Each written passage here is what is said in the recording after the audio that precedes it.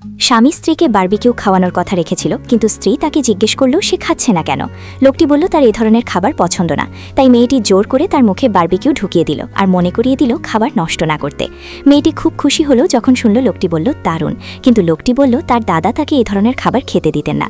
মেয়েটি তাকে এত বাধ্য বলে খোঁচা দিল আর বলল তারা তো এখন বিবাহিত, ভবিষ্যতে সে তাকে সব ধরনের সুস্বাদু খাবার খাওয়াতে নিয়ে যাবে।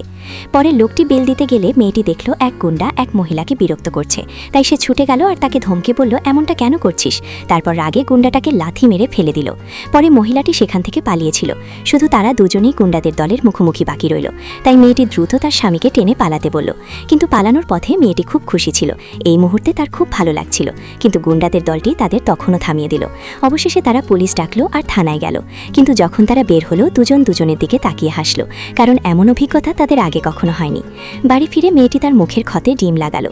সে তার স্বামীর মুখের ক্ষতেতেও সাবধানে যত্ন নিল আর বলল ক্ষতে ডিম লাগালে দ্রুত ফোলা কমে যায়, কারণ সে যখন ছোট ছিল আর আঘাত পেত তার বাবা তাকে এভাবে সাহায্য করতেন। স্বামী বলল তুমি এত দুষ্টু কেন। এটা শুনে মেয়েটি রাগে তার ক্ষত চেপে ধরল আর বলল যদি আবার আমাকে রাগানোর সাহস করিস তাহলে তোকে খুশি মারব। মেয়েটির ক্ষত দেখে স্বামীর খুব কষ্ট হচ্ছিল।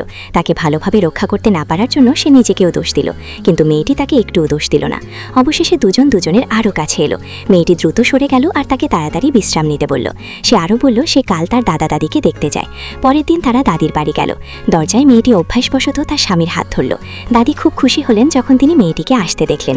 মেয়েটি তার সাম্প্রতিক সুখ আনন্দের সাথে তার সাথে ভাগ করে নিল।